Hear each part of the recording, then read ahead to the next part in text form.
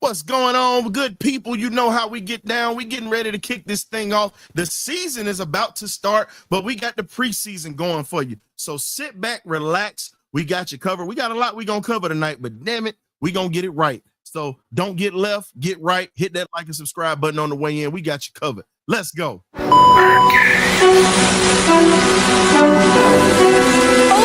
y'all, this is it.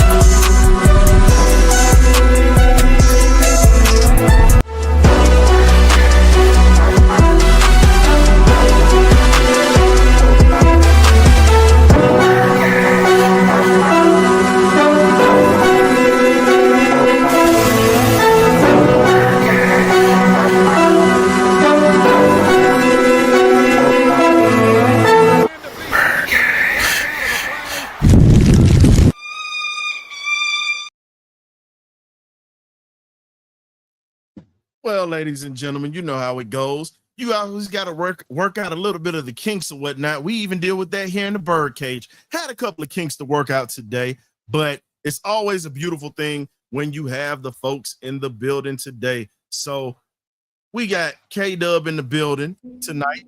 Great Bill to be joining us a little later. What's going on, K-Dub? How you doing, bro? Glad to be in the building tonight. Start of the preseason coming up tomorrow. Glad to be in the building with the historian, the rest of the Birdcage. Magnificent crew that coming through the building, and the guys that are special guests coming through. I'm excited. Hey man, hold up. You ain't supposed to be dropping no hints like that. They gotta find out on a surprise tip. You can't tell them we got a special guest. You doing too much. Just where the hell you think you going? That's what we at with this. Where the hell you think you going with this, man? Come on, dog. I didn't spill the beans and say who the special guest was. It's an appetizer. You done spilled the beans or whatever. I had a little something planned, but you know what? Hey, it's called adjusted on the fly. It definitely can do that. Man, we got Debo vibes in the building here tonight, and we want to tell you welcome back, my brother. Yes, sir, Ski. Appreciate you. Welcome back, Debo, to the cage, baby. Oh, man, I appreciate it, man. Feel good being back in the Birdcage, boys. Appreciate y'all, man, for sure. How clear did that come out for you on your end, sir? I barely heard that, man. Do it one more time, man. Okay, I got you. All right. We got to work on that one. We got to work on that one, bro. Page. but your heart's in the right place, or wherever it was, I receive it, bro, for sure. We still love you here at the Birdcage. Hey, for man, sure, we man. Had to throw that welcome back card into that welcome back. Welcome back card, okay. Back, you know, got to do a little something, man. Hey, man, feels good to be back, man. Man, K-Dub, historian, man. Thank y'all so much for having me back on for another episode of the Birdcage. Looking forward to it, man. Man, we got you covered. Hey, the preseason is here, man. Hey, the season is here. Season's here. Definitely. So let's go ahead and get to it, fellas. Let's talk about it, man. The first thing we're going to talk about before we do the Atlanta versus Detroit preview, we got to talk about the extension that was given to Caleb McGarry. $30 million for 2 years, $15 million pretty much a year. And we know it's going to be taxed, but let's be honest. That's still compared to what we would have had to pay him before the market went up. Seems as if Terry is always out front and making moves before the market goes up. He did it with AJ Terrell. He literally did it with Chris Lindstrom. He's literally locking in guys that are still in their primes, but not overpaying for that.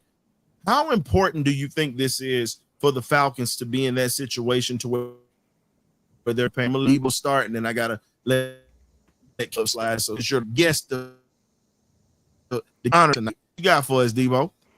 Well, pretty much. I mean, it's a team-friendly deal. 2 years, $30 million, 15 per. So that's team-friendly right there. That's a great point, historian, man. Before the actual market goes up for a tackle like that, who's still in his prime, looking at that guy who's 6'6", 320. You know what I'm saying? Excellent run blocker. Knows what he's doing, man. So I think it was a good deal right there. I mean, like I said, it's only 15 mil per year. And the main thing about it is that everybody's been talking, even myself included, was talking about, okay, now you're blocking Michael Penix's blind side because he's a left-handed person, left-handed quarterback. And I listened to an interview that they did with Kevin McGarry, and he brought up a great point. The play and what he said was essentially, Michael Penix Jr. is a left-handed cornerback. Yes, I'm protecting his blind side. But just because the play starts on the left-hand side doesn't mean somehow it can end up on the right-hand side. Meaning that you're dealing with somebody who's very, who's very athletic, who can, go to one side of the field to the other side of the field. He said, my job is essentially, either way, is to protect him. And I love that quote right there. And outside of Michael Penix Jr., look at the run game, Kelly McGarry is one of the best run blockers in the league. So it's a team-friendly deal. And like you said a little bit ago, historian, Terry Fontenot is doing his thing to make sure you lock in a guy and make it more, make it more team-friendly and making sure that we're not spending so much salary on him. 2 years, $30 million, I can dig it, man. Okay, Dub, how you feel about it? Well, like I said, I mean, I'm an advocate for McGarry. A lot of people are against him, the way he protects. But like Debo was insinuating on, is that he's one of the best run blockers in this league, and that's what our MO is going to be. Is we're going to be a run first, run it down your throat type of football team. Then we're going to hit off that play action and then throw it over your head for the touchdown. That's our offense. So I believe that you recoup a guy that you drafted. You recoup a guy that has continuity with the rest of the offensive line up there that he's played with. We have one of the most conducive lines other than Newsel, which he's still conducive to our line because he's 4 or 5 years in the undrafted free agent market. So you just have that cohesion better than any line in the NFL right now. So I like what you're saying, which is nothing but a plus and a kudos to Terry. He's steady cooking because he's always working them books. So let Terry cook. So we need to get a Terry Cook chef Cody walk around with or something. I don't know, because he's always cooking. Yes, sir. Always coming up with great transactions or meals or anything of that nature. But he's always cooking it up. So kudos to Terry. Kudos to the front office and getting a cheaper deal. And I really believe that he's going to protect a little bit better for a fellow Husky. So that's just my opinion. And I mean, let's go, man. I mean, I'm hearing so much high praise from the center that I'm like, are we even gonna miss Dahlman? Because I mean, so much praise coming from this new center we got that I've been hearing. I'm like, well, let's be honest. We're gonna see what happens. It's not much newness with him because he already was playing before and he's already got starting experience. Yes, so sir. It's nothing new about him. The only thing that's new is now that he's not a backup anymore. That's the only thing, because the man has already got experience. He's run second team offense with Michael Penix Jr. already, but I'm not turning the attention off of McGarry. Y'all can sit here and say this. Buffale if you want to. And shout out to my Zoles out there, my Haitians. You know what Buffale means. So I'm just going to go ahead and say it and just keep it honest. He got better last year with pass blocking, but I still don't trust him. From the time he's been here, you got to get better. Last year really was his best year in Atlanta. Maybe he gets better, but he got to show me, because 1 year means nothing. Because guess what? Everybody plays for a contract year. Everybody plays for an extension. You get what I'm saying? We getting ready to deal with that with Kyle Pitts coming up this year, but that's a whole nother segment. What I'm saying is, can it be consistent? Doesn't matter if they came from the same school. I mean, it's nice and all, but let's be honest. you've been here in a situation to where you're mainly a run blocker. Your specialty wasn't pass blocking. Right. They didn't draft Jack Nielsen just pretty much to sit. Whether you realize it or not, that's his competition. Mm-hmm. That's his competition right there, because I've already told you, Bergeron is becoming a great guard, but Bergeron was a tackle at Syracuse and was one of the most dominant tackles coming out in the draft and where he came. So when Matthews decides to leave, do you think they kick him out to the tackle spot on that spot because he's been on that side? No. He understands the offense. And do you draft a young guy and slide him into that guard spot and pretty much matriculate this guy like you did Bergeron? Because Bergeron's played every position on the line, and so is Jack Nielsen. And Jack Nielsen's dad also is a former NFL offensive lineman. So you're bringing in a guy that understands the position. Yes, they paid this man. I'd like to see a little bit more from him, because the last thing I want him to do is steal the bag like Devontae Freeman did and disappear off the earth. Just saying. He got his money, but can we get consistency with the same type of pass blocking and the velocity that he tried to attack with last year? Because he didn't start every game. Storm Norton also was on that line. Let's not forget that, folks. So that's just what I got. My little 2 cents. We'll see. Okay. I mean, my concern about. Go ahead, K-Dub. My baby. No, I just want to throw it now. I wouldn't move Bergeron. I think Bergeron makes a Pro Bowl this year at that position. I think you just solidify that for the years to come and leave him right there, and then you go ahead and get you a tackle if you're going to go and address that tackle situation behind Matthews after he leaves the building. I'm about to say the same thing, K-Dub. You took the words of my mouth. I'm about to say the same thing. You got a strong guard right there, solidified right there. So why move him? Yeah. So here's the thing. He was already, what's going on? It's organic. He said they extend him, blah, blah, blah, blah. Okay. No, I get what you're saying when they extended him, because here's the thing. When they did sign him or whatnot, there were talks that they were also going to let the contract run out and let him walk, or they was going to trade him. There were many things that were actually said about that. And even Steve Weiss came in here and actually said that they were already looking for his replacement. And that was why they took Jack. That's why they were looking at O-lineman. We took Jack Nielsen for that reason. But no, I get what you're saying. You're saying it wasn't a contract year, it was an extension. But I believe that they were going to get rid of him. Just saying. With the way that last season kind of went, and maybe Penix might have stood up for him. Maybe he had Dolman to stand up for him. We don't know what went on behind closed doors, because sometimes it does help to have guys in your corner to speak to the front office to keep guys here for the continuity. Now, us as fans or folks that cover the game, you know, we just got opinions right now. That's all it really is. It's opinions. Yeah, for sure. But my question to you, bro, is there a better option right now the Falcons have than McGarry? Honestly, Storm Norton. Storm is still here. Right. Storm started. Storm didn't really give up any sacks when he started. Right. And he was going against some elite edge rushers and D linemen that were coming up against him. He didn't need much tight end help.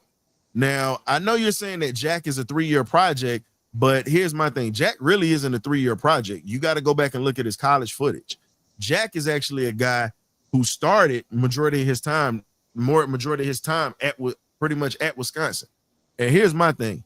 I don't question anything that comes out of Wisconsin, Oklahoma, Notre Dame, Iowa.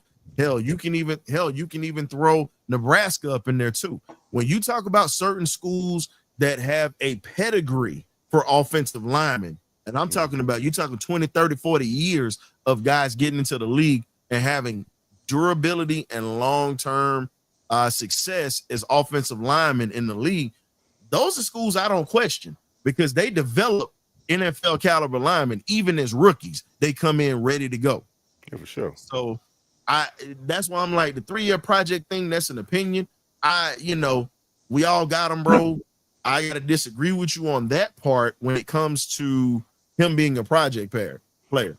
I will say something. I don't feel like he's a project player. I'm sorry, Debo, to cut you off. Go ahead, bro. Yes, I just feel like they're going to use him to, since he played up and down the line at Wisconsin, that's what he's going to do here for the Falcons. So you're just going to help back up every spot on that line. Yeah. You know, if somebody goes down, you step in there for them guys.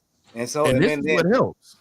And then His he'll become dad is a former NFL player that had a solid career as an offensive lineman. So you got dad, he's got dad to lean on to understand. Because here's the thing: the only thing that changed in the league with a rule, but being in the trench with the Hogs, aka the Dancing Bears or whatnot of the league, nothing changes in there. You fight every hit, every play. You're blocking, you're pass blocking, you're either run blocking. It's every play kind of that spot. So I disagree with him because I think he does have a point. He's a project because you're right. He's got to learn that offense and type of offense that he run, and now he run with it. So I agree with you on it of being a project or whatnot. And the other reason why we extended McGarry was because it freed up $10 million. So again, Terry was when he was thinking about the money because we don't know what's going to happen this season. We don't know if we got to put some money out here for somebody. But no, but it's organic. I agree with you to a certain extent with that. But again, like you said, facts are facts. You got those schools. I don't question none of those linemen that come out of those schools. Right. And reference to, you know what I'm saying, reference to McGarry, man, like, and you're right, historian, man, like, I do have to see more because I don't know about you fellas. When the word Caleb McGarry is mentioned, it gets synonymous. The first thing I think about is TJ Watt. Now I'm gonna leave it at that. TJ Watt do a lot of tackling like that, man. I'm just saying on that particular Sunday afternoon, bro. I'm just saying. But you act like he don't do this against a lot of tackles in the league. He does. That's all. True. No, that's true. I'm saying that particular Sunday afternoon. Yeah. So yeah, for sure. Yeah. So, but yeah, no, but all jokes aside, man, like, yeah, this is a time frame for him. But my main concern is, the main thing I'll be looking at is make sure that he does protect Michael Pinkster's blind side. He said he knows what he has to do, and 2 years, $30 million, team friendly deal. So I'm with it. Nah, you're right. TJ has embarrassed a ton of linemen in the league. He's gonna get a gold jacket one day if he continues to keep performing. So I agree with you on that. Correct. Oh man, we got the Crooked Deacon in the chat tonight. What's up, John? What's happening? Y'all check out the eye test. John Harris and those boys over there, Ron, Winston, Healy. They do the damn thing over there. Y'all go ahead and check those guys out. Definitely. At 10 o'clock, if you're up and you're an insomniac, they'll be up for about 2 or 3 hours talking trash, talking football. And, you don't know how that show's going to go. It's going to go off the rails. Historian, let me ask you a question right quick, man. I haven't been on here in a couple of weeks, man, if I may, man. How was Canada, man? Canada was amazing. Okay. All right. Really beautiful views. Some good, food-wise, breakfast on point. You got to know where to go to get good food for difference. And you also got to check out the markets had down so beautiful. Hamilton's not too far and not far beautiful. So you definitely got to check it out if you ever get the opportunity. Absolutely. Okay. For sure. Oh, Debo travel next show. I think you can work with that, bro. I can work with it. So let's talk about it. We're talking about going out. I was out of the country, but the starters are going to be out again 2 years in a row. Now, we know why Raheem Morris is trying to keep starters out because he doesn't want anybody to get hurt. Let's be honest. Starters get time. You can just wait to try to get these guys in pace. You need to let them play a couple is in the preseason. Because you can easily get hurt even in that first game, and your season could be gone just like that. Right. So, you got to play football. That's the way that you can get into playing shape. Playing football. How do you feel this again? Well, like I say, man, I feel that he's making the right decisions because a lot of things happened last year. We lost Trice for the season. We lost Helms for the season.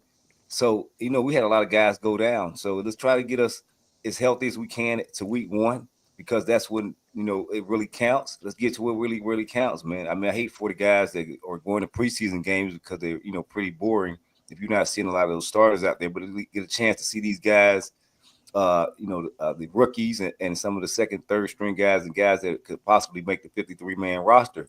If you love football, you love any kind of football. So, I mean, I'm going to be ready to watch it regardless. I don't care who's out there. I'll be ready to go and ready to watch it and excited to see the red and black go against another team's helmet and not just playing against ourselves. But I just want people to stay healthy as they possibly can. I keep saying it every single episode because we've already had Mooney go down, and just ready to get him back, man. I mean, I'm just ready to be forced because the healthiest and the hottest team going into the playoffs are the ones that win the Super Bowl. I don't care what the record was in the regular season, the healthiest and the hottest team. So are we going to be that? We got to stay healthy starting week 1. So that's it. That's just all I got on that. I would like to see, K-Dub for sure. I always just like to see, I'll be all the rip. I would like to see the first team offense in there for at least one series, man, just to see other competition during game time speed in the actual game. I understand they do scrimmages and practices and everything like that, but my concern is that you got a second-year quarterback who's only played 3 games, and you bring him in to a situation where if week 1 we're playing against Tampa Bay, and he has essentially has not played in 4 weeks. That's my concern right there. Not just him, the groove and the rhythm of the offense. Zach Robinson only had him for three games. That's it.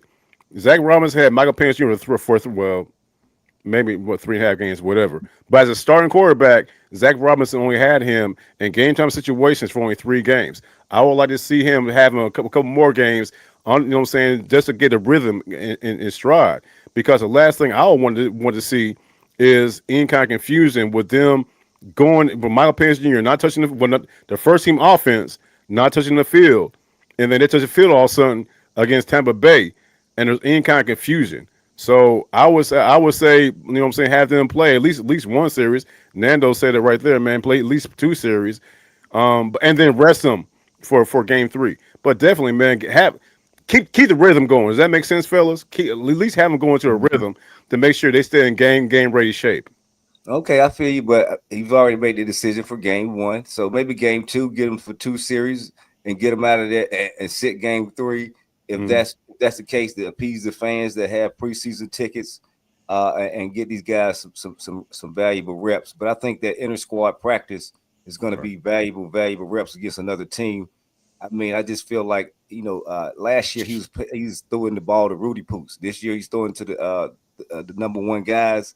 And they got that continuity now. They've been working in the offseason. I just feel like the chemistry there. I'm seeing too many touchdowns coming out of preseason camp so far. I mean, I don't know. They look like they got it together, man. So I just want to go in there healthy. That's the key thing. The key thing is health. I don't want no kind of nicks or dings or any kind of more tweaking any hamstrings again with Jalen trying. I just don't need nobody else on the mend or the PUP or the pup or whatever list. I'm being honest. You know why I'm laughing right now, right? Because it's football. It's what guys hurt all the time. It's what it is. Yeah. You played the game. Debo played in college. I played some pro. Also high school coming up. If you're not dinged up, you did not play. Because guess what? You're going to get tweaks. You're going to get sprained ankles. You're going to get dislocated fingers. This is the game of football. It's a collision. It's not a contact sport. It's a collision sport. And you got your chance to cook. Let me get mine off. You got yours. I'm just saying. Everybody keeps saying this, but here's the thing. If Brady play in the preseason, if Pat Mahomes could do it, I'm speaking on Super Bowl quarterbacks that's going to have gold jackets. Also, we've had great players to play. Deion Sanders, one of our own, to play in the preseason. What makes it any different for these guys not to play? Because here's the thing. You build up a callus in your body to play football. You have to get used to falling. You have to get used to taking hits. You have to get used to running at game speed, being able to plant and cut and get your body used to the type of speed. Because it's not like game speed. It is a total difference. It is a big difference. So for us, I get what y'all saying, but look, You can't bubble wrap everybody because who's to say, knock on wood, Penix goes down, or hell, you get dropped in Gary to go down or whatever on the first snap. Think about this. Nick Foles went to the Jacksonville Jaguars after he left Philly. Definitely hit him in playoffs, and they were a good team up under him. His first completion in Jacksonville, his only completion, he gets hit by Chris Jones from Kansas City. Brown is under season, and Matt first to D Chalk. So again, if you want to sit back and say that, you're not going to be able to protect these cats. Everybody's sitting here saying this, and I'm just going to be honest. And this is just my opinion. You can disagree, it's fine. We all have an area. Got them. No opinion is right. It's just an opinion. Yeah. But you got to play football to get used to being able to take the pounding that you're going to take for the season. Well, you can't sit in bubble wrap. Well, like K-Dub said, I mean, the decision's already been made. They're not playing the first game. You know what I mean? But, right, but I would like to see them in like second game. Yeah, a couple of series. That's all. Man, too long because what? These guys got to get in rhythm. 3 games is not enough for this man to be in rhythm with this team. Correct. It's not at all. And we want to come out. We want to come out of the gates blazing. Hell yeah, absolutely, yeah, for sure. I totally agree with that. Yeah, I want to see Penix with I want to see Penix with 2 tutties in the air, 1 on the ground, and 1 for Bijan and 1 for Algier. I want 5 tutties. That's what I want. We'll get to the predictions a little later, but that's what I want for week 1 when we start playing this season. But we got to get in game shape. Got to get in game shape. Totally agree. Yeah, I'm in agreement, bro. But we're going to see a lot of the backups that are going to get playing time this year. So I can't be too mad at it because there are going to be a lot of second string guys, Kobe Bryant's, and that's what we're getting ready to talk about next. Kobe Bryant's made his presence felt. The first person that he made a victim on the field was Kirk Cousins, multiple times. Mm-hmm. Now, the other person he made a victim, you ain't going to like this, but I love it. He picked off Mike Pena, not once, twice, on Drake London. Mm. And he shut down Kyle Pitts. And he also had a great pass breakup with Casey Washington. I've been preaching on this kid since he was at Kansas. Mm. I've been saying he was going to be a problem. And truthfully, he looked like a Todd Bowles type of player in Tampa. Mm. He does. He fits their scheme. But we were blessed enough to get him. And now bring them into scheme that with those 2 pit bulls that's going to be sitting in the back behind him. If Mike Hughes don't perform, his job might be gone. I don't give a damn how much money he got. Kobe letting you know he's here. Mm-hmm. How do you guys feel about Kobe Bryant? Because Penix had his comments on him and he loved it. How do you guys feel about Kobe? I'm going to let you start, K-Dub, and then Debo. How do you feel about Kobe coming in, making his presence felt with everybody already? Well, I mean, first and foremost, I'm on record of saying, when I seen him out of training camp, that he will make this team. He just looked the part, fit the part.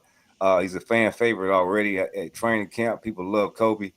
The kids already gravitate to him. So, I mean, like I say, he already got the it factor. And he making the plays like you're saying in camp. I think he makes this team. That's just what I'm on record of saying. So, I think he needs to just be opposite of AJ Terrell in the first place. It just looks right. I don't know. That's just my opinion. But what you think about it, Debo? I like it. Yeah.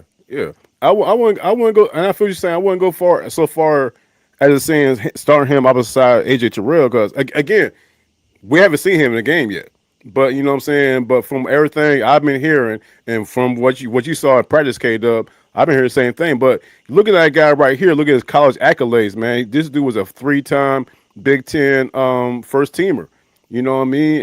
And so he's a turnover machine, and he's just. From what I saw, he's just that dog, man. He's just that dog out there, man.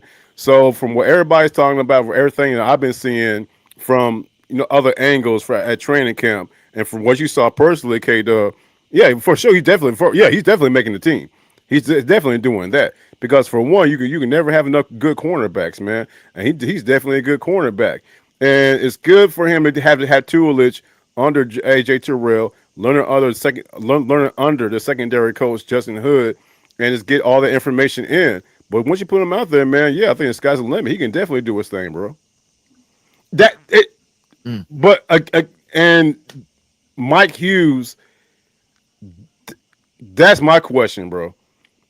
That, and like I said, I don't want to, you know what I'm saying, deviate from the topic, but I can't see Mike Hughes sustaining that starting spot. We ain't got this young talent come in the way it's coming in.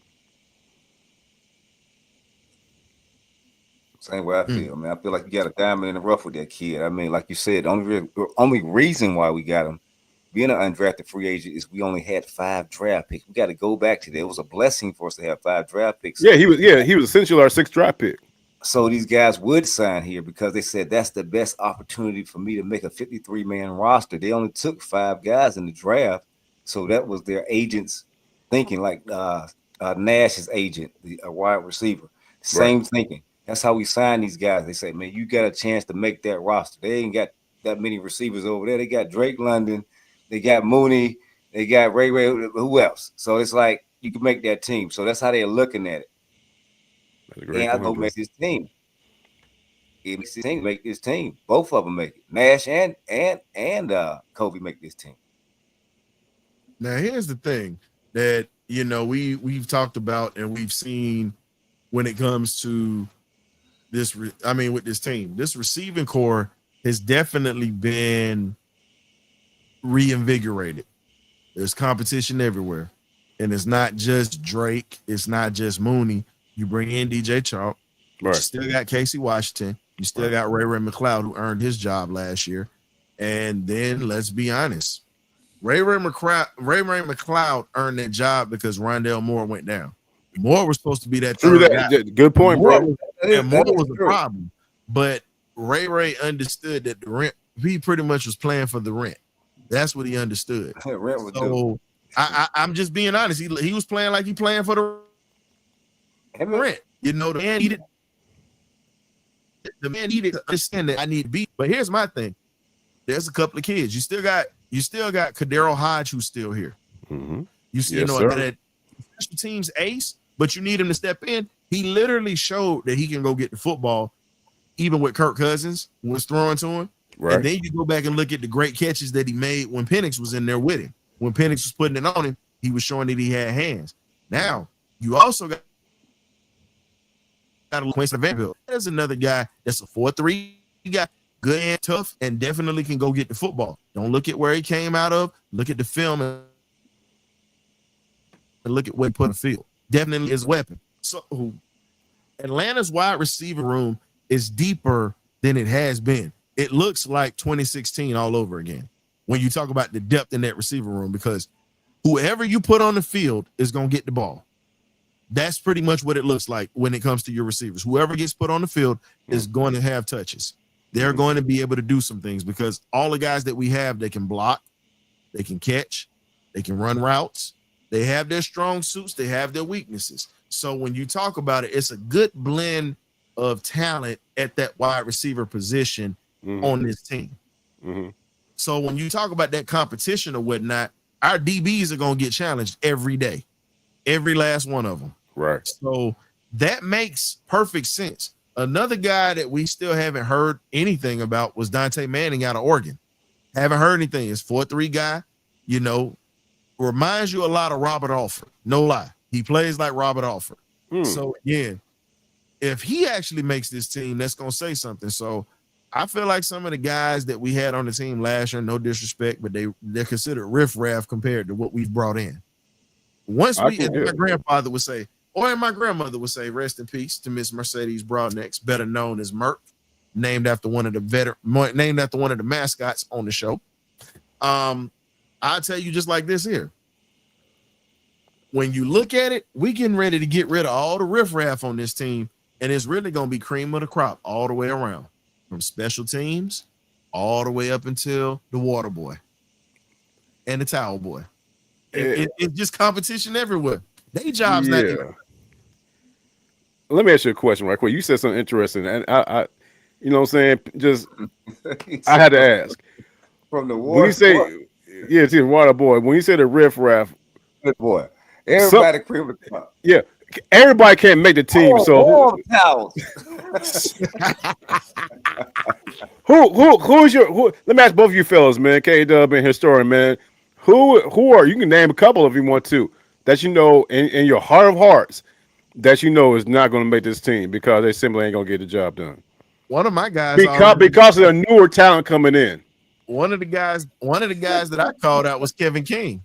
He got cut earlier. And yeah. I said he wasn't gonna make it through camp. I said Kobe was gonna get his spot. I called that.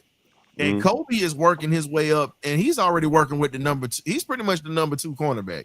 That's already being put out there because he's been working with the twos religiously, and he's had reps with the ones. So again, you already know what that is. Right. Well, I mean, if he went on that pup list, I'm on Troy Anderson. I say he out of here. That just me. Oh yeah. But I think he hide on that pup list. But you say you hiding on it. Bro, he paying rent up at Piedmont Hospital. He telling you he got a suite. He's got the green jello suite with the rice pudding special every Sunday. That's where his room is. He ain't good right now. He ain't good at Piedmont. I'm telling you. Yeah. He get that old meatloaf with the brown mushroom gravy and all that stuff. He up in there eating good. Okay. All right. don't forget about the apple juice now. Come on now. Troy Anderson, aka the tapioca king. That's what we gonna call him, the tapioca king. I definitely think the talent that's in camp right now is way better than what we had last year, and without question. I mean, from top to bottom. Like, and again, there's gonna be some familiar faces that's not gonna be here. I ain't gonna lie. I don't think they're gonna cut Chris Blair. That's just me. Not hot. Nando, they're not gonna cut Chris Blair because Chris Blair has been consistent the whole time he's been here. Man, I seen him a person. And he's a special teams player. You don't get rid of guys who can make impact on special teams. You don't do that. And on top of that, Chris Blair. Well, let me turn it around. My opinion, Michael Penix Jr. is very familiar with Chris Blair. So facts. You ain't and hold up. I'm finna stand on 10 toes down with this one, Nando.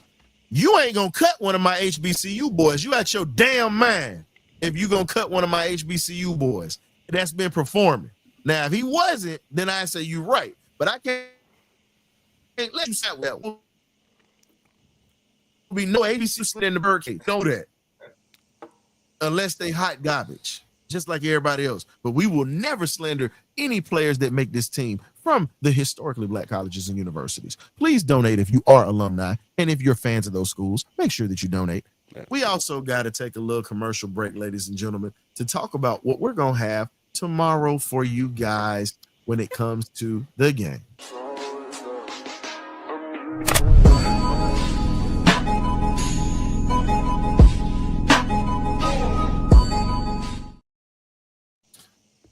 Ladies and gentlemen, we will be having the Party Line or Benediction show tomorrow immediately after the game, and also the pregame meal that we'll have. Check out the commercials on the Birdcage LLC channel. Please get those likes up for us. We're definitely going to be putting some of these commercials out for you guys, but definitely get them likes up on those commercials and those shorts. Our production team works real hard on those production shorts.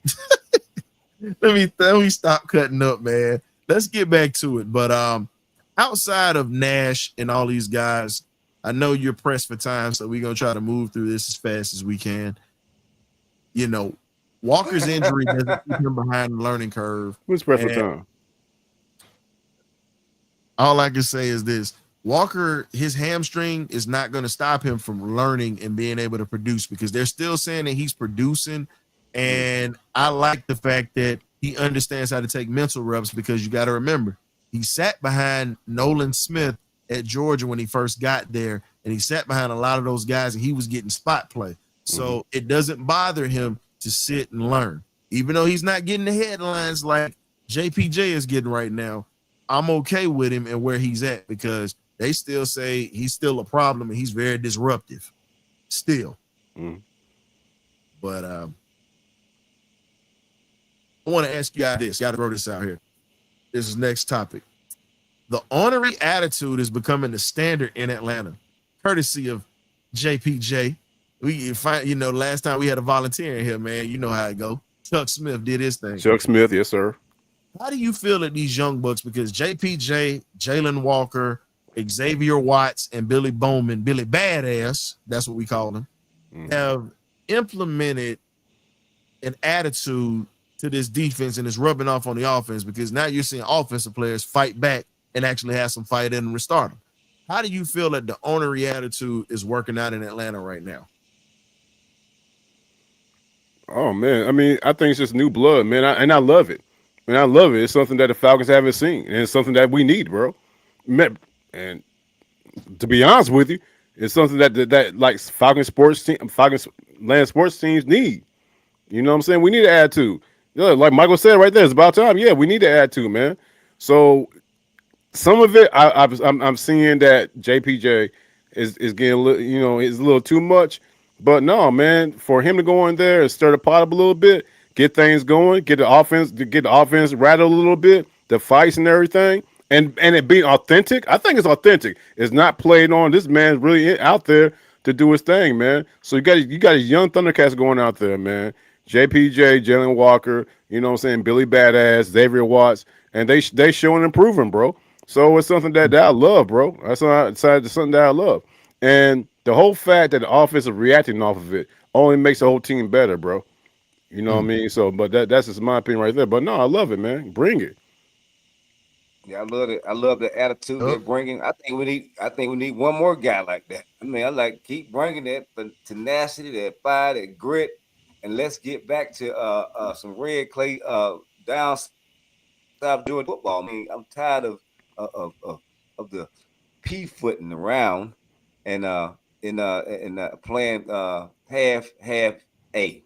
I don't even want to cut on him. You can leave it alone, but let's get back to some fiery football, man. Let's get back to getting the people faces. And I just want him to unleash JPJ.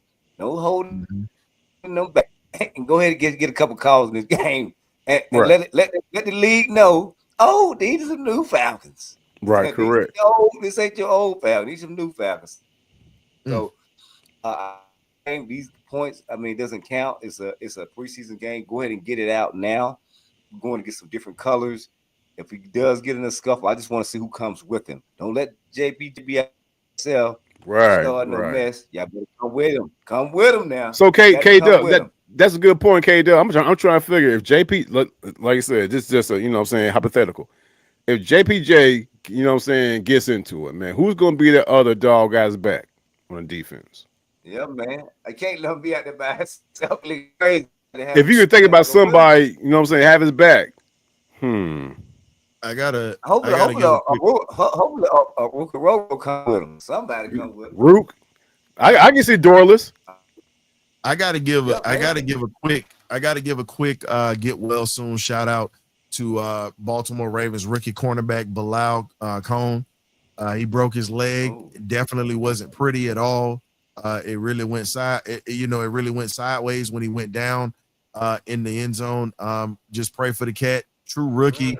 Hate the fact that he's going down. Hate the fact that he's gonna miss the rest of the season.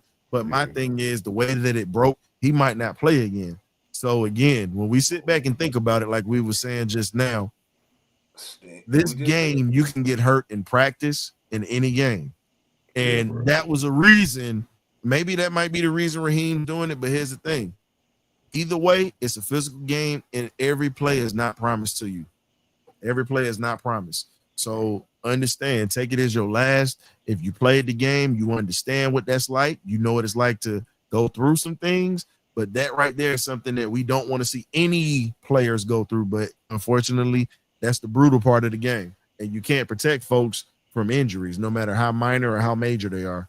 Just as part of the game. But just wanted to say, just wanted to give a quick shout out to him because he got injured and we got some things that are going on. But let's go ahead and get to it. The Falcons also have been trying to figure out how the offense is going to be. We've said offense has to be offensive consistency is going to be the key to the success of this team. The defense is going to give them opportunities, but how do we capitalize off of it? How does our coordinator, how does our coordinator or whatnot use his pieces? How does he put guys in positions to put points on the board? Are you going to be stuck with just giving on the whole time, or are you actually going to give Tyler the ball? You're going to give Pitts a chance to work in the end zone, be a red zone monster, which he should have already been. Are you going to use these tall receivers? What do you think the offensive consistency has to be? I get y'all to saying run the ball, but here's the thing. We can move the ball down the field, but the red zone consistency has been inconsistent. So how do we change that? Best way you can do it, keep attacking, just like shooters keep shooting. I mean, that's all you got. Draw them up. Draw it up in the end zone. Draw them up in the corners. Draw up the jump ball. You got Penny throwing that thing now, man. We're gonna put it on point. You got to go get it. You got a basketball player and Drake, and you got Kyle Pitts out there mismatching. So I just feel like only way you can do is to keep attacking it, keep attacking it, and keep throwing bullets at it, and see what happens.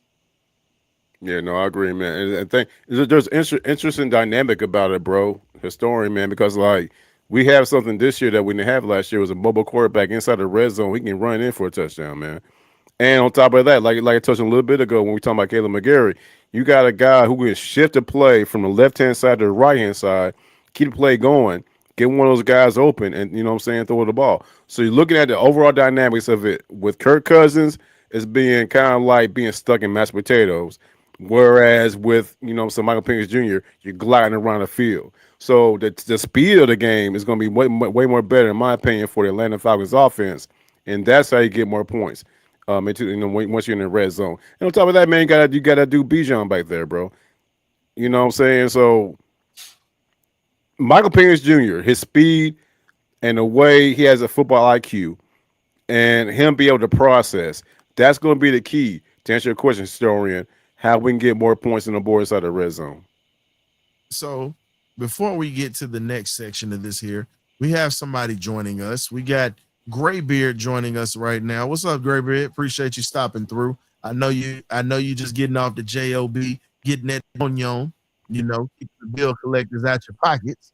So appreciate you coming through. What's going on, man? I guess he's having problems with his mic. But while he's trying to figure that out, ladies and gentlemen, we got a new segment that we're going to be doing and adding to the show, whether it's during the pregame meal or whether it's during the regular show. But this is a little something we call the X Factor.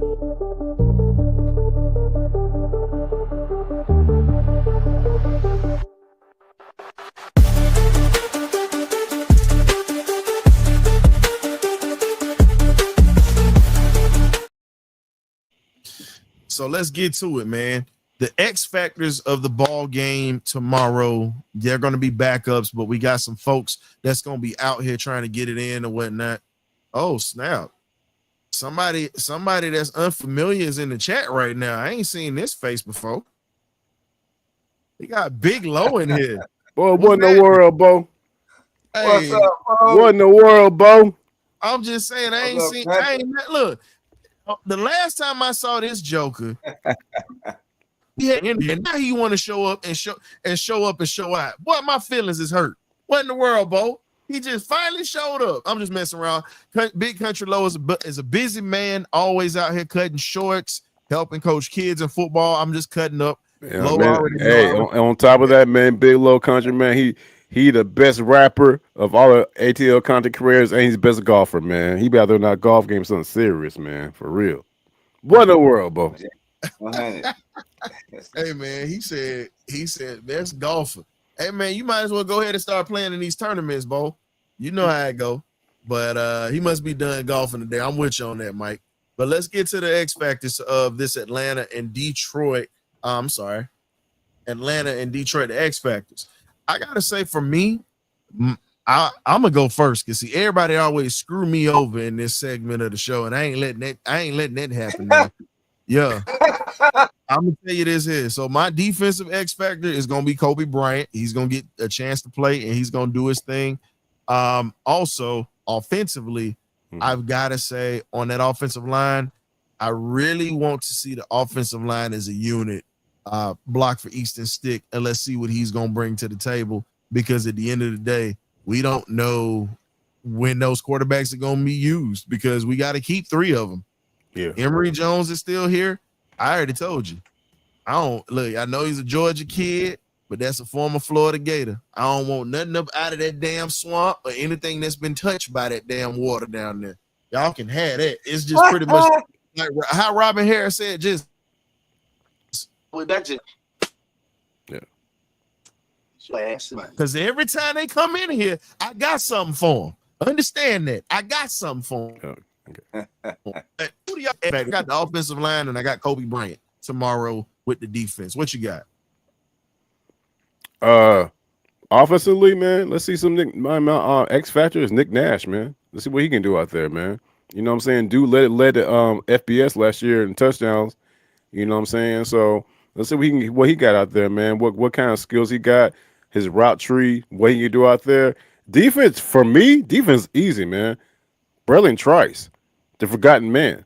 What's he going to do out there, man? I will keep him out there as much as I could because right now he's already behind the 8 ball. So get him back into the game, man. Get him back, get in game time shape. Unfortunately, last year, that Miami game, when he got injured out for the season, Berlin Trice to me is a guy I'm keeping an eye on right now because you got so many guys in front of him who are projected the ball out. Berlin Trice, do your thing tomorrow, bro. See what happens. Okay. Well, K-Dub, I mean, what you got? I'm going to speak on the 2 guys we brought up and we mentioned earlier in the show. Prominent guys I think can make big plays tomorrow, and that's Chris Blair on the offense, and then on the defense I see JPJ acting a fool. He been the talk of camp. He gonna be the talk of the preseason. They're not gonna play. Well, we already know they're not. That's the only thing about it. They're not gonna play. They're probably playing like 2 series, if that. And I believe they might just give him 1 series and say, "Sit your butt down. We don't need you getting hurt, and we don't need you costing us 15 yards off the rip." If he only plays 1 series, then that's different. But if he plays more than 1 series, I see him getting a few sacks. But we'll see what happens. Okay. Those are my picks, and we'll see what happens with that. Welcome, Graybeard. I know you've been having some slight technical difficulties. It's all right, brother. Because guess what? It happens to all of us, man. So all I can tell you is just no comment, man. All I'm gonna say, man. No comment. So who do you have for your X factors? That's actually not a mean soundbite. I'm telling you, welcome back, bro. We love having you up in here, dog. What you got? Man, 13 hours, man. That's all I'm gonna say, man. 13 hours. But going back to your military days, huh? Man. Anyway, man, hey man, good to see everybody, man. Debo, what it is, homie. What do, man? Great bid for sure. Yes, sir. For sure. Oh man, sorry for the extreme tardiness, but X factors, man. I'm gonna go with Nick Nash on offense, man. I think I want to see some of these undrafted free agents get the time that they need to prove themselves. Are they worthy to even be on the 53-man roster or whatever? Because I expect this to be very competitive. To see who's gonna lock down that other slot on wide receiver. And for me, on defense, I mean, I want to keep JPP, you know what I'm saying? I want to go out, but I hopefully we get a chance to keep Kobe Bryant if he's eligible to play. But I just want to keep these linebackers. I want to keep Trice getting to the mix. You know, he coming back off that horrendous injury. I want to see how he, you know what I'm saying, how much confidence he got to be able to make an impact. For JPP, for James Pierce, I don't expect him to play no more than a period. Because for what I'm hearing from 92.9 in the game, he probably gonna get 1 period, and after that he's done. I don't. So that's from what my take from me hearing this afternoon. But I just want the player to go out there and compete, man. Because this is what we've been wanting to see. This is what we've been waiting for, man. So I just want to see. Yes, sir. I just want to see what the identity of the defense going to be. It's going to be very vanilla. It ain't going to be nothing exotic. You're just going to see, hey, who fit here and who fit where. Okay. So everybody's put all that out. Debo, I know you got a slide because you got another engagement that you got to tap into. We're going to finish up after you slide. You got your X factors in. We got our points out. We got another segment we're going to do, but I know you got the slide. So tell the people where they can find you at and definitely we appreciate you coming through tonight. And we're gonna open this up to the fans once we get this last thing out. What you Absolutely, man. Hey, first and foremost, man, historian, K-Dub, Graybeard, thank y'all so much, for having me on the Birdcage, man. Great conversation, man. And I'm just, very pleased and happy that you guys allow me on to, talk some Falcons football, man. Answer your question, historian, man. Everybody can go on to Debo Vibes on YouTube, Debo Vibes on TikTok, Debo Vibes on X, The Real Debo Vibes on Instagram, where I do some Falcons talk, man. It's a lot of Atlanta sports talk. But my main thing is because I'm in the city of Atlanta, Georgia, on the south side particularly, where we got the best food out there, man. I do food reviews. I did a food review yesterday, man, where I went to this one Thai restaurant, man. So any foodies out there, man, if you enjoy great food, you love great food, and you embrace food, man, come on by. And last but not least, I have a show with my twin brother. I'm a twin, so I have a twin brother. Me and my twin have a show along with our lifelong friend, and we do a 90s show. We're talking about things going on with the 90s. Last week, a couple days ago, we did one about living single. That went off the rails. It is what it is. Please, y'all need to check it out. If y'all want to see your boy lose his mind, check it out, and you'll see me in an unbelievable state, man. But you talk about the 90s, man. I'm talking about in a couple of weeks, man. We're going to talk about the 30-year anniversary of Friday. Friday came out 30 years ago this year. So we're going to talk about that. You know what I'm saying? The historian, you might be a good guest on that, bro. You know what I'm saying? So we'll see what happens with that. You know what I mean? If you bring me up in there, that's gonna be like peanut butter, no jelly, just ham, no burger. Y'all ain't gonna never have two things that match if y'all bring me up in there, because I'm a little off the wall. You know that. Hey, it's a risk I'm gonna have to take. You know what I'm saying? Now take it. That's my bike, punk. You know what? Don't. Hey, listen. Hide my chain You know what happened when Debo when Craig put that brick on his ass? Let me tell you. Hey, let me tell you something before I go. You got to question that. Craig got choked out by Debo. He gets up out. He's out of subconsciousness. He gets up, looks down. He's not all there. He picks up a brick. You may tell me someone who just got out of subconsciousness picks up a brick and throws it with precision, accuracy, the way Craig did to Debo's forehead, and knocks him out when he just woke up. Just saying, bro. Movie magic, baby. That's called movie magic right there. This dude, got out of subconsciousness, picked up a brick, took the brick, and nailed Debo perfect square in the head. That's all she wrote. So. Hey man. Debo needed his ass whooped. I'm glad it happened. Yeah, we definitely appreciate you coming through, my brother. I know you got to get ready for your engagement that you got. Absolutely, so yes, sir. If y'all don't know any good food spots, man, y'all check out Debo Vibes. Check out his eating spots, because he doesn't just go around the south side. He goes around the west side of the city. Yes, I do. Goes around the east side. He's pretty much everywhere around the city. So it's very Atlanta centric, man. Very Atlanta centric. That cheesesteak spot they got out there. You have no. I heard about that. I gotta hit that up, man. You about the third person said that, bro. Real talk. Yeah. I'm trying to see if you compare to what Ryan took me to in person. No. No. They got the right bread. Hey, Graybeard talking about no comparison. The guy from Philly, a real Philly cheesesteak. I took him to get a steak. They don't call it Philly cheesesteak. They call it a steak. I took him to get the real one. He already know what it is. And we didn't go for a tourist trap. Trust. I've been to Philly. Ryan took me to the spot. I've been to Philly. I'm saying I wanted this guy here in Atlanta is doing it. He's from Philly.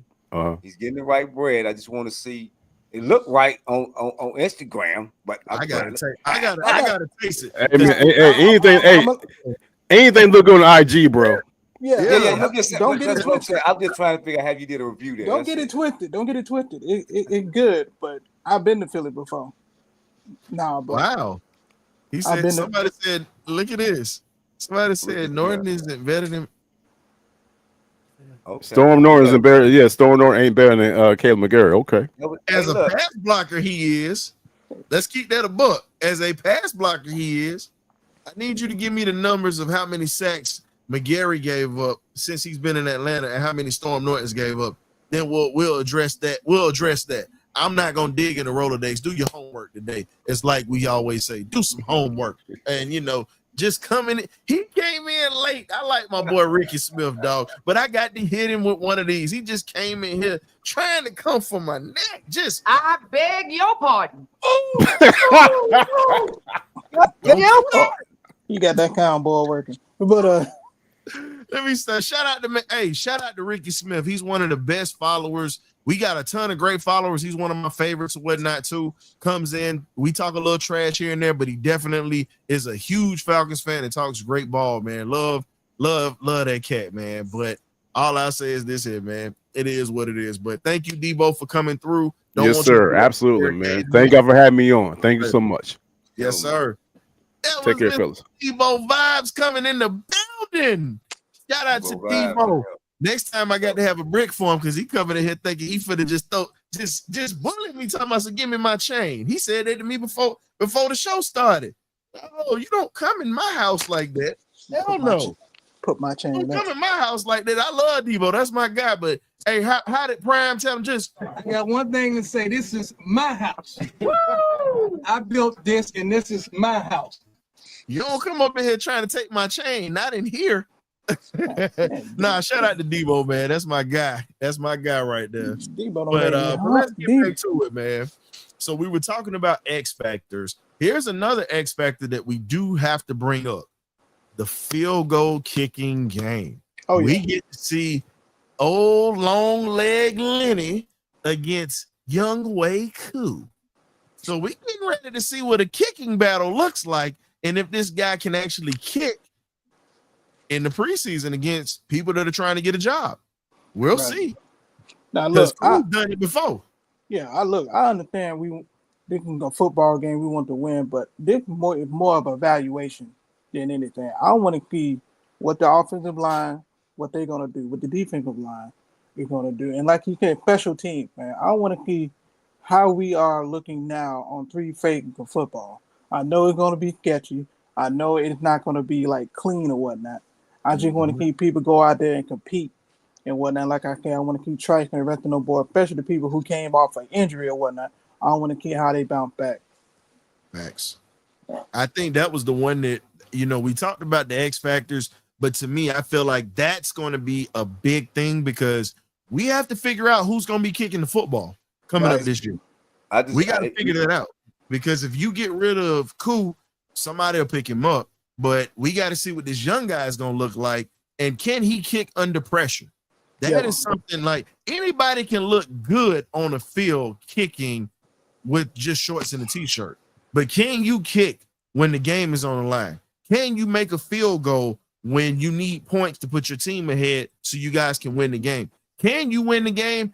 Can you win a division game or pretty much do what Koo did last year when it was 1 second on the clock pretty much trying to fight to go to overtime and hit a long field goal in the ball game in a pressure situation because you missed that kick. Tampa wins that game. And possibly they eventually won the division, but that game, we lose that, they win the division. So the other thing, like my man Ace Organic says, we got to see better clock management too. That is something else that is going to be an X factor for us. Even in the preseason, I need to see Raheem practicing timeout. Hey, timeout. I need to see him practicing that.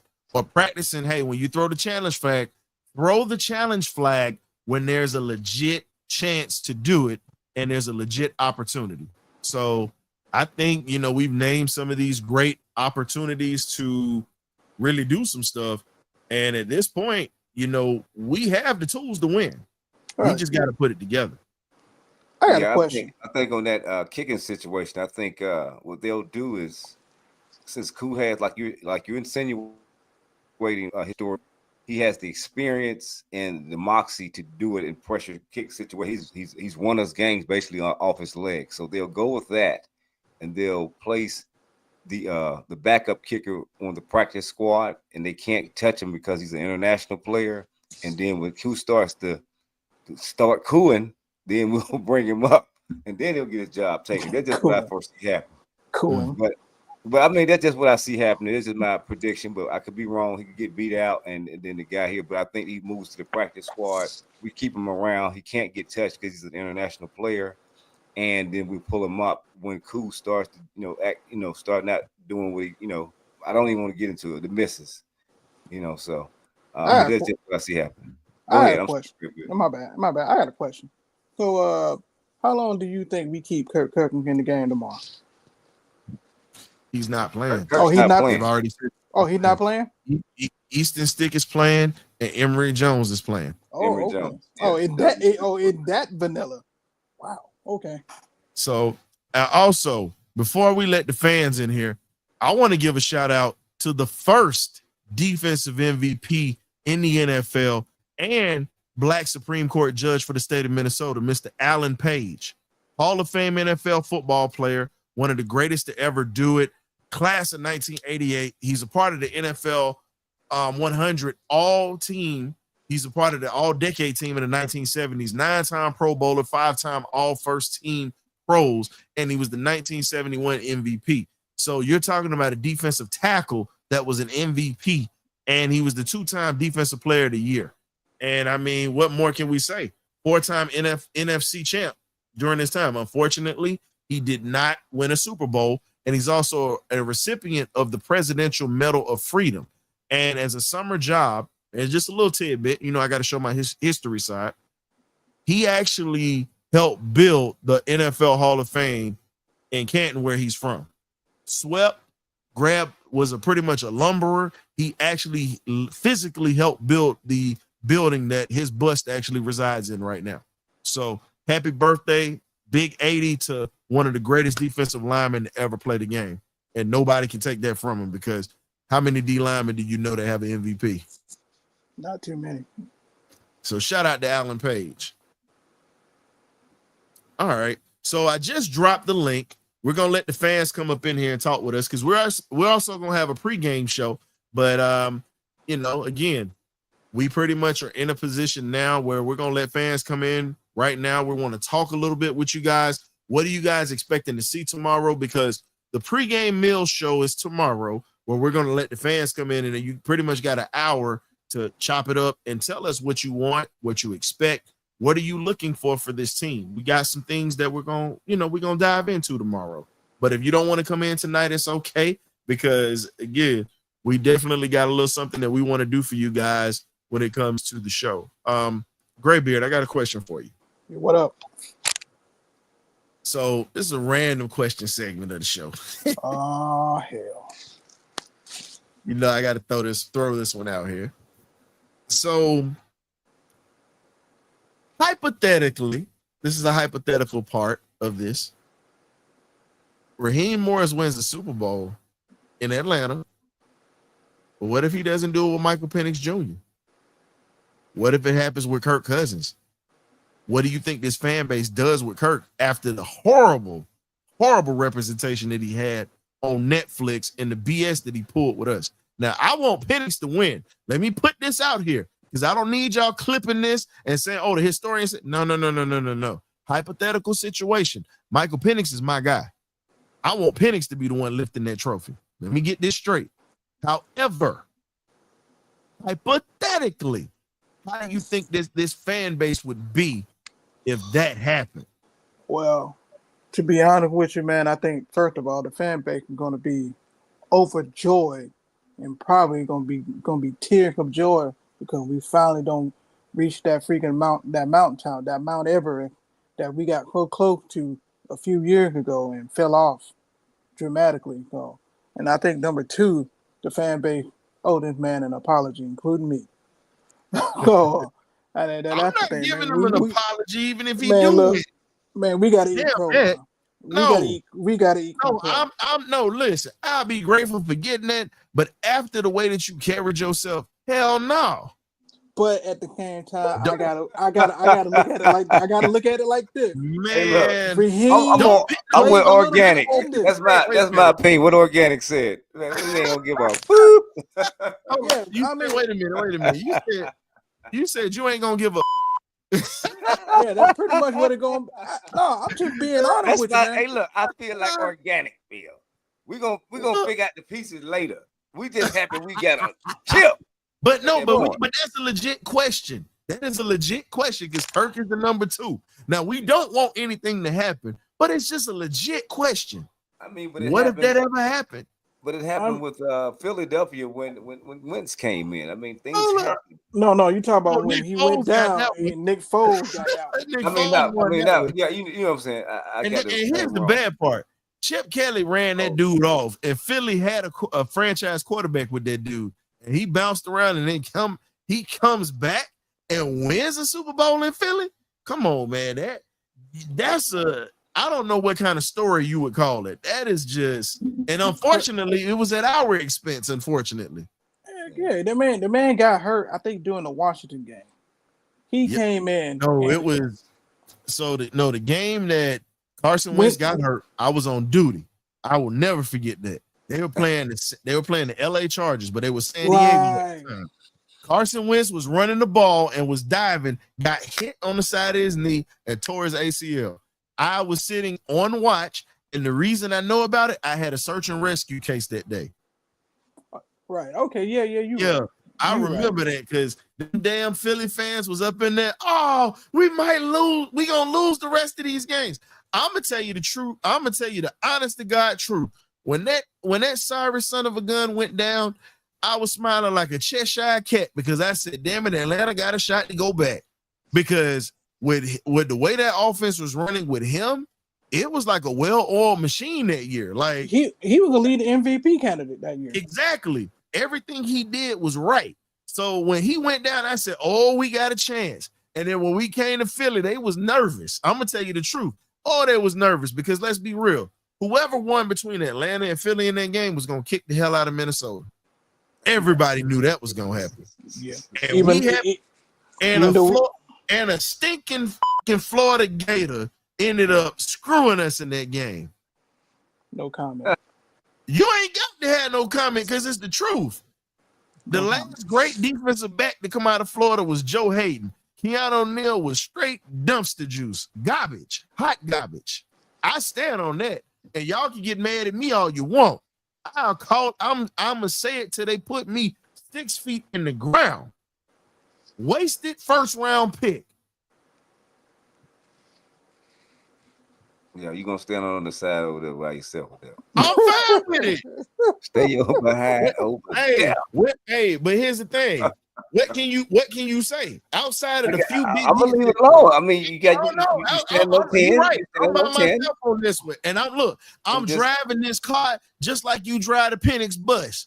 I'm driving this car right here. He's a conductor. Yeah, there you go. Get it right. Conducting the train. The conductor. There you go. Let's get it right. He got it right. The Chargers he got hurt against Millie Mills because they was out there in Cali when he got hurt. I was sitting on duty that day, and that was the only time I got happy seeing the guy go down because I already knew we had a chance. No, because bro, let's be honest. If he is playing in that game against us, bro, they literally, even though we had a top defense because of how he was throwing the football that year, they literally hang 30 on us in that game. And our defense was keeping people under 21 points that whole year. They were. So again, with that offense and the way that it was killing everybody, come on, man. He was a difference maker. Foles was a game manager. Foles became a game changer when the Super Bowl came. That's when he changed. That man threw for over 300 yards. See, StreamYard. I don't care. Let me slide out and slide back in here because I ain't doing this. Hold up. Okay, we're gonna keep the show going. Yeah, man. He can stand over there by the Keanu O'Neal situation. That man do not like playing from Florida, bro. Yeah, that's it. I mean, he's gonna really pitch it fit when Pitts really take off as his thing because that's another Florida Gator. But we need him. We really need Pitts to have a great season for us to be successful this year. I need to know what you see. I stepped out for a second and I already see that you started to be messy. Stirring up this damn pot. You stirred up this damn pot. No. Go ahead and re-say what you said just now. Cause see, I look, I don't want I love my grandmama because she used to always say, "Don't think I don't know you ain't talking. I know you're talking."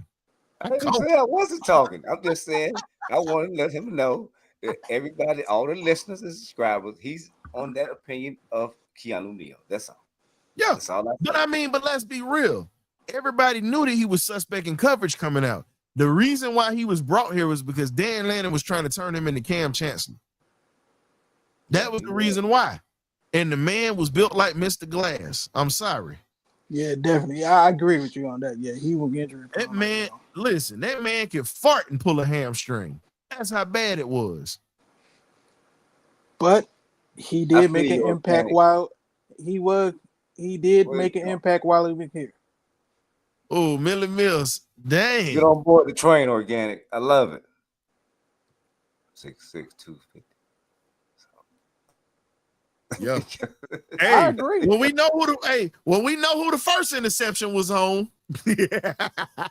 Wow. Hey, we know who the first one was on. But he made up for it in the Washington game. I got to give him that. He made up for it in the Washington game. Seriously, catching that touchdown in the fourth quarter. That's one thing they'll tell you. I might talk trash about certain players that I don't like, but if they ball out, I'm always gonna give them credit, even if it's for a moment. But we got some fans in here that defend that Joker just like Johnny Cochran defended OJ. I'm serious. That's how they defend him. It's the truth. If the glove does not fit, you must quit. Well, the glove they've been trying to put on that Joker Pitts, it don't fit at all.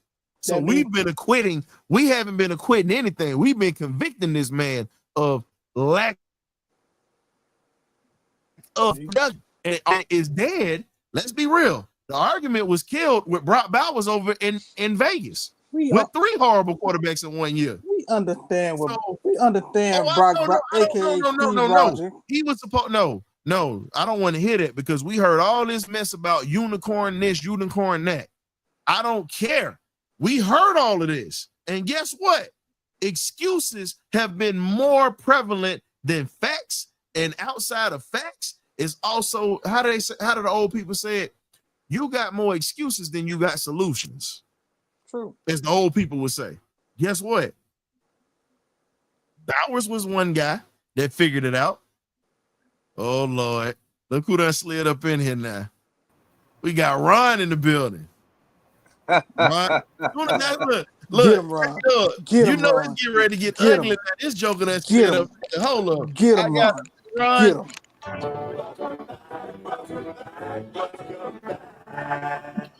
Get him. Welcome back, buddy. What's happening? What's up? Who you about to get on right now? Because as soon as we said Kyle Pitts, you popped up. Get him, Ron. Get him. To be honest, Kyle Pitts got to grow up this year. Agreed. True. He got the man up. Everybody said Kyle Pitts is this, Kyle Pitts is that. When we going to see it? Mm. And he from Philly, but he don't like to fight. He said he don't like to fight. He just like to golf. I guess. He hit him with that one. Hey, look, that was a good one right there. Is our line though? I like that. With some of the stuff I said, bro, hold on. Wait a minute. I got to give you one. Hold on. Wait, that was a good one. I got to give you that one. Man, he from Philly and don't like to fight. He don't like to fight. I'm sorry. See, I broke character. You got me laughing like I'm in the living room right now watching TV. That's just awful. We seen that last year with the interception. He ran back. Is it me? My bad. Drake London over there took it on the whole on defense. Taking on everybody. Everybody. But Kyle Pitts, wait a minute. What time is it? What if we play a game? Is it my fault? You a fool, Ron. I I thought I was disrespectful. God dang, boy. Boy, But that, it's Orlando. that was Ryan got me beat, man. Dang, I ain't even mad, dog. That was diabolical. I Man. I love- ain't gonna lie, man. It's Orlando. Yeah, I love the animation. Let's go. What are you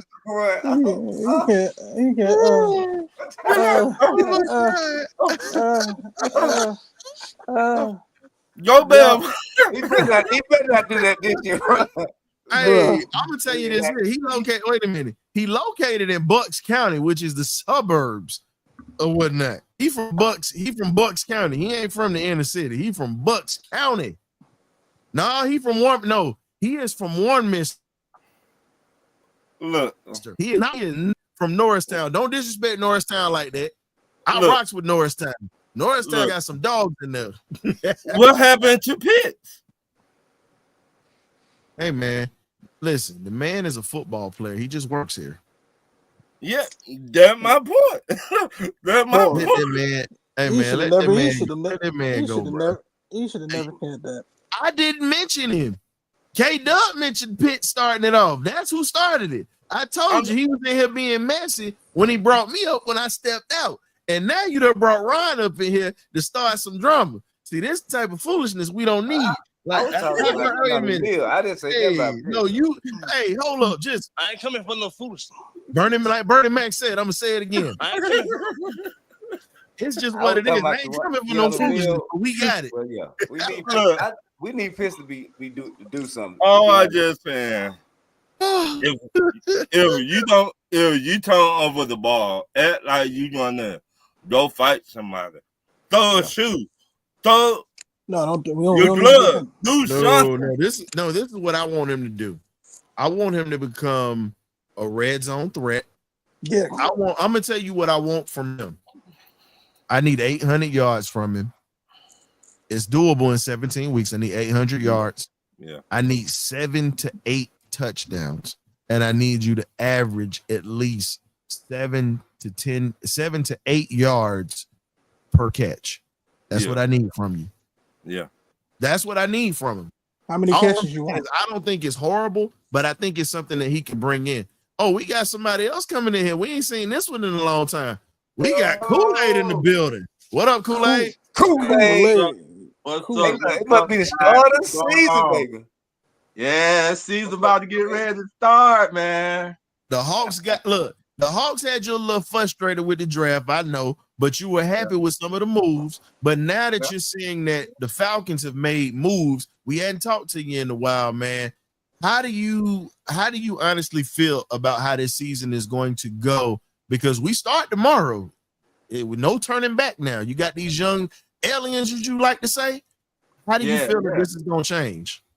Well, I had a little bit of a vibe of 2021 with the Hawks and the Braves.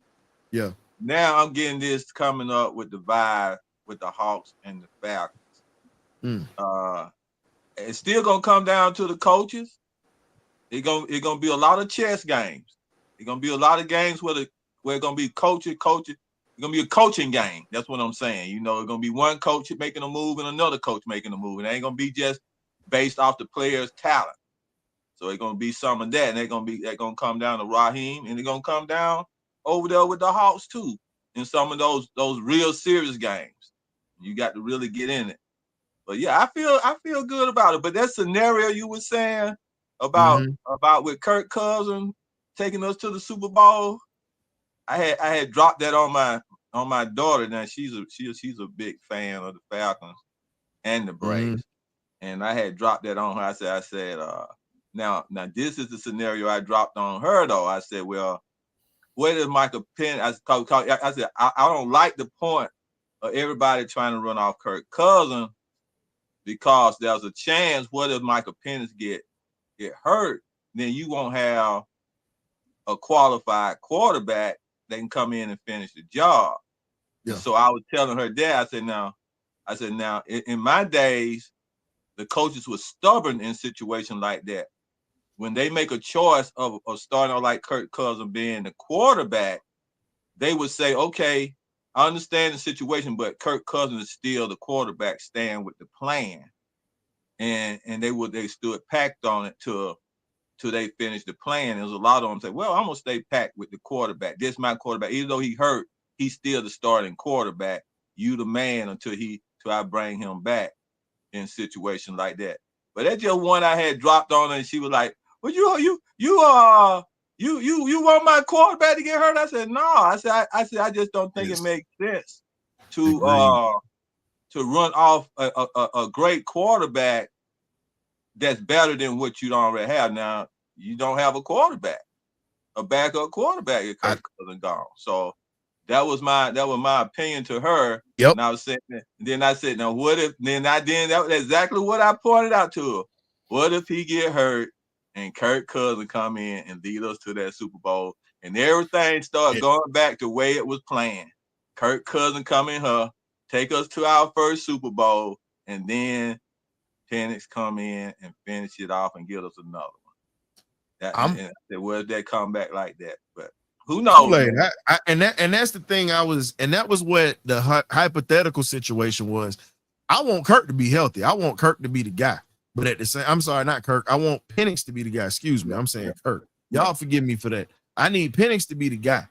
I don't want to see Kirk get in, but at this point, he's had time to heal, and I'm looking at it like this. Terry knew what he was doing when he brought in Kirk. As much as we complain about the money that we've had, but let's be honest, take your glasses off for a second. We had the division lead under that dude, and he was hurt. Think about that. We literally had the division wrapped up under Kirk. No matter if we like him or not, you can't knock the man for he beat the Saints, he swept the Bucks, he beat the Panthers twice. Yeah. And look, and at this point, with everything that happened, we fumbled the bag all the way around. The defense was inconsistent, and even if a lot of us don't like him, let's be honest, we had a taste of what it was like to hold on to what that lead felt like in the division to say, hey, man, they still trying to catch us.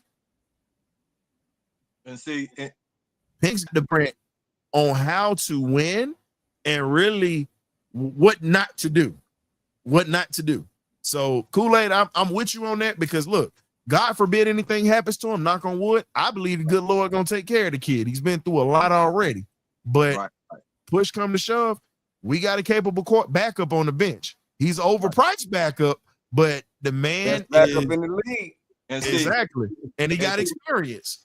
And see, this the thing, man. I would have loved that we would have had the vibe that Kirk Cousins had a feeling that his starting position, his position was guaranteed to him. And I'm saying it like this because that way he wouldn't have hid his injury. He could have said, look, guy, hey, I'm hurt right now.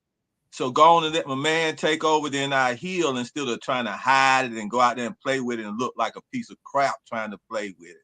And I just wish we would have had that vibe, that he wouldn't have had that fear that he was gonna lose the quarterback position because he got hurt. We got a new one. We got a new cat coming through here. What's up, Big C? What's going on, man? Yeah, I feel like, look, I got a good feeling about Michael Penix. I got a good feeling about the team, the young team we got. I think they're gonna really shock some folks this year. I agree with you on that. We just got to keep him healthy. That's the only thing we got to worry about. Yeah.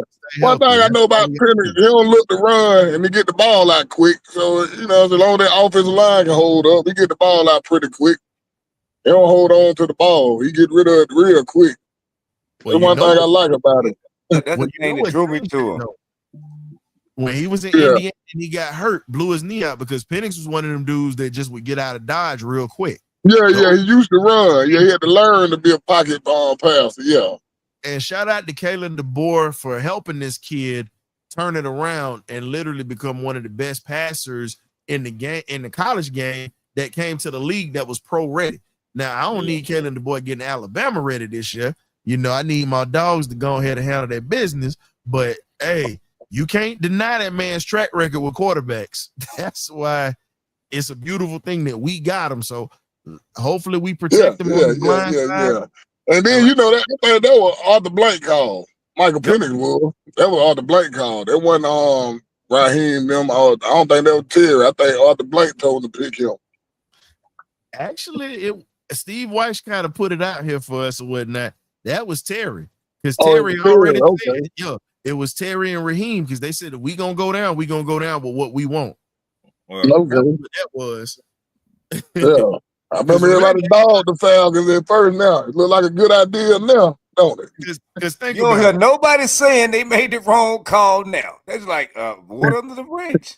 Nobody in the fan base said it was the wrong call. It was the media. Yeah, a lot of them did, but I like Michael Penny from Washington. I say that's a good pick. I say Kirk Cousins already. Oh, he on the back end of his career. What y'all think? He gonna be here forever?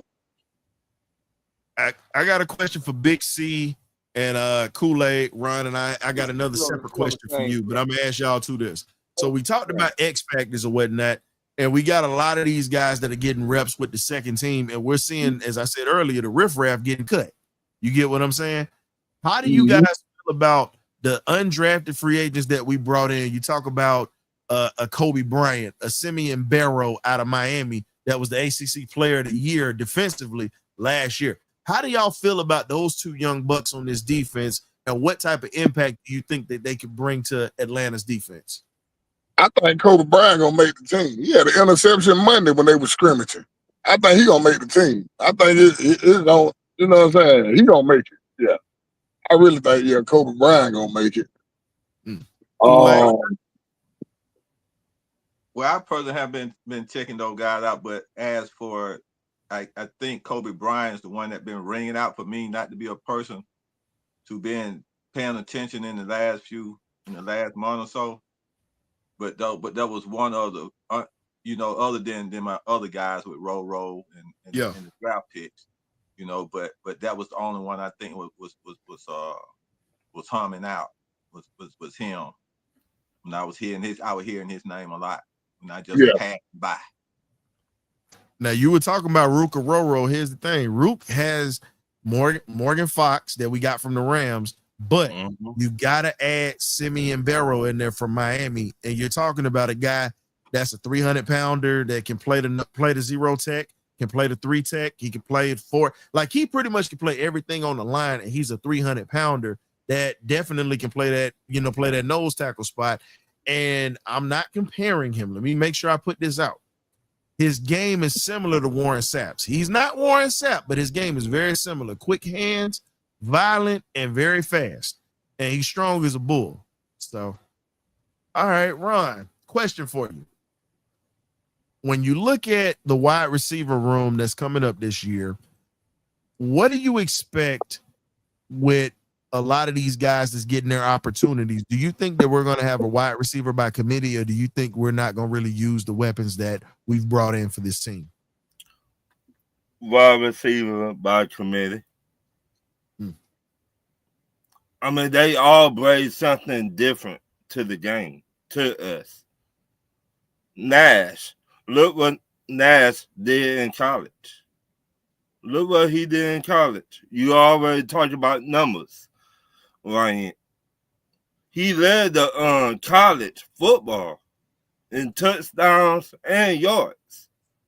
And receptions. That right there, something different. I think with the injury to Darnell Mooney, because he had a shoulder injury last year. We don't know how long he's gonna be out. One of them undrafted free agents will make it. Nick Nash or the other dude. I forgot his name. You got Nick Nash. You got Quincy Skinner out of Vanderbilt. Who's nasty. Quincy is a 4.3 guy, and he got hands like glue. Right. And only reason he didn't get no love was because he played at Vanderbilt. I think this team gonna look a whole lot different when the season starts. I think a lot of people we think gonna make this team are gonna get cut. Hey, me myself. Your boy, what's his name? The linebacker that always stay hurt. Go on and get him up out of here. Yeah. Get Troy up out of here. On the pup list. Well, Kool-Aid. Now, Kool-Aid, now you also talked about Cool. Guess what? Cool got some competition behind him in Craig. Lenny Craig behind him. Yeah. But he's straight though, because Lenny Craig can't get you know, he's an international player. I hope that push him enough, man. Cause we not gonna carry 2 kickers, right? Well, they the practice squad.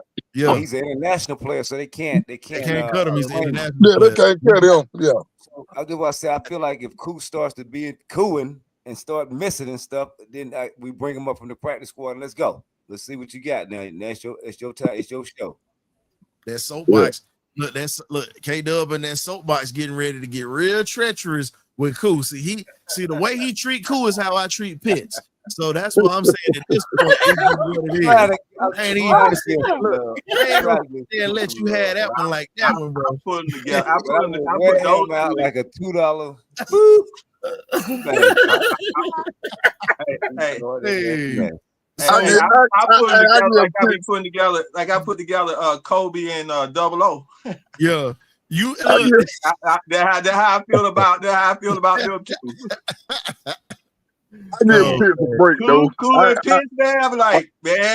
I give Kyle Pitts a break. Oh man, there y'all go talking about. I'm gonna tell you why. I do get Kyle Pitts a break because that man was running wide open a whole bunch last year, and Kirk Cousins didn't throw him the ball. The man was wide open a bunch of plays. How many times did Kirk Cousins get touched on this on McGarry's side too? We got also got to add that into the equation too. You got to get rid of that football, man. Yeah, you got to get rid of it. He holding on to the ball. That's why I like Penny. Penny get rid of the ball. Get rid of that thing. I'm letting it fly. I don't know what he was doing. He back that thing. He got it. All I'm gonna say is this: Penix better let it go because that's his blind side right there. That's unprotected. Hopefully, yeah, Caleb McGarry. Yeah. But you know what? Maybe that money might motivate McGarry not to be as passive, and maybe McGarry actually might have a quarterback that he likes in Penix. And let's just be honest, maybe that blind side becomes one of the best blind sides in the NFL this year. I just hope it does. So fellas, we appreciate y'all. Can I ask y'all a question on the player? Okay, what you got? DJ Chark. What y'all think about him? Is he still with us, right? Yeah, Chark's with us. He signed a 1-year deal. So what y'all think about him? I think if he stays healthy, because Chark has battled with injuries his whole career.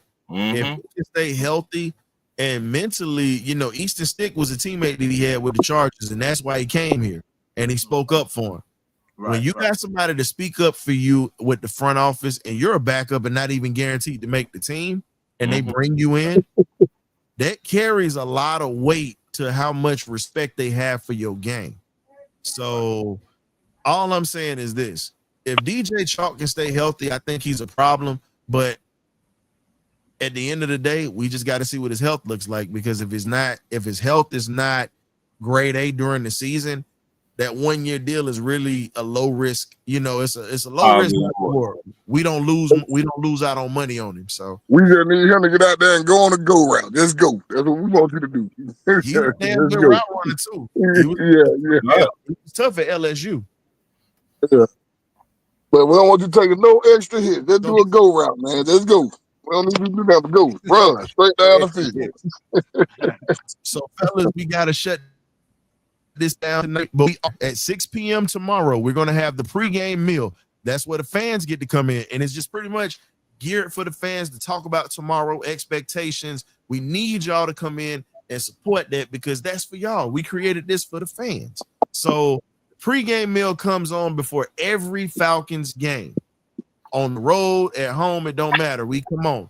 We make it for the fans. We're going to have the halftime analysis as always, and then we're going to have the post-game show, the party line of the benediction. I expect the party line tomorrow night, ladies and gentlemen, so we can celebrate, even if it's a preseason game. I want to win. I don't like losing. Y'all can have that losing stuff. But Big C, do you have a platform, anything you on, brother, or no? Not no way. I got I got a podcast, but not no sports podcast, man. I talk about some of everything. Man, go ahead and put it out there, man. Let the folks know. It's called Man One's Live. Y'all check it out. Yeah, the Man One's Live. Y'all go subscribe to the channel, man, on YouTube. Now we let you, Ron. You done jumped up out of here. We were trying to let you. We was gonna let you promote your show, Ignorant Thinkers Podcast. you know, you just done ran up out of here. But Big C, also, man, next time you come on, I let it slide today. We always got to have our faces, man. We always try to have Oh, people okay. interact. No, it's cool. You didn't know it's your first That's time. me, Normally, but I got you. Yeah, yeah, yeah. I got you. but I didn't do it this time. But just future references, we just need you to have your face on. But you can drop by tomorrow for the pregame show or the after show after the game, brother. I appreciate you for coming through. Oh yeah, most definitely, man. I always listen to you. I listen to all y'all on the Falcons. My guy. Yeah.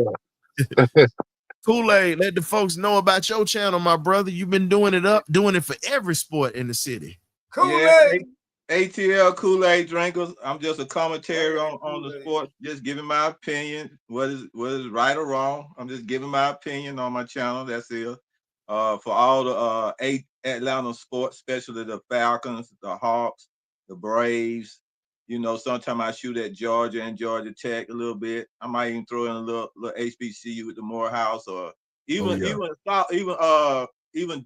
South, what you call it, West Georgia down there.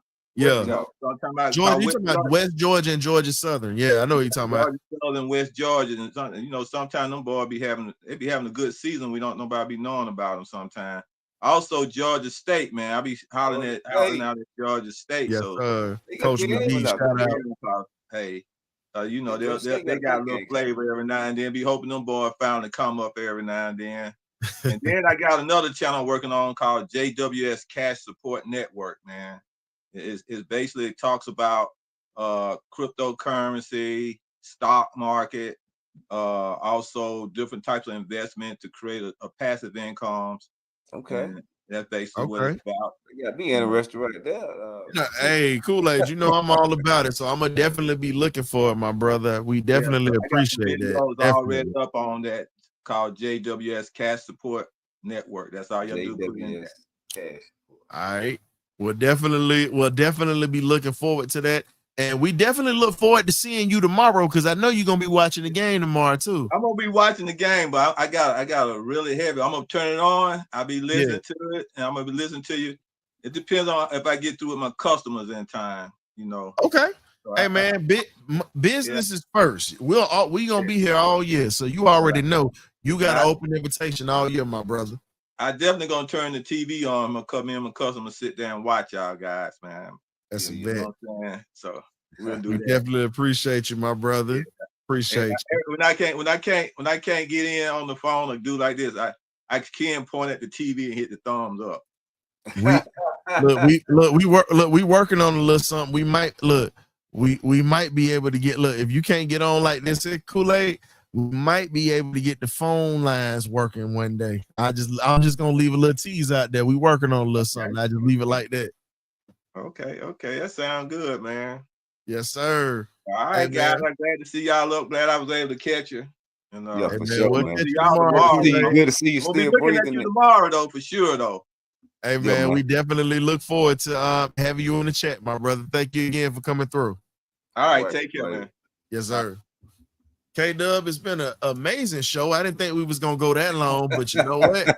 It's always fun. Hey, man, it's a start to a new season, man. I mean, guys excited and just ready to go, man. Sometimes you just gotta let it, sometimes we gotta let it go. And tonight was one of them nights. But tomorrow, I know it's gonna be live tomorrow night with the Falcons. Lord, I know it's gonna be live. And I know the post-game show gonna be jumping, because think about it. It's a Friday night, and a lot of people don't work on Saturday. So I know you work on the weekends, but I already know I'm gonna have a long night. That's all I'm gonna say with folks. But hey man, definitely appreciate you coming through as always, my brother. I got to get in here and get some of this golden melon that's at the crib. That's in the crib I sliced up or whatever. Second time I done had it, and I'm loving it, my guy. Hey man, yes, sir. Enjoy it. Got to. Great show. All the listeners out there, man. Hope y'all enjoyed the show, man. It was fun doing it with Debo, and everybody came through ready for this preseason game. Let's get into it. Yes, sir. I'll catch you tomorrow, K-Dub. Sure. And for those who are just tuning in, thank you for tuning in tonight. If you missed it, go ahead and go back, rewatch it. We definitely appreciate you guys for coming through.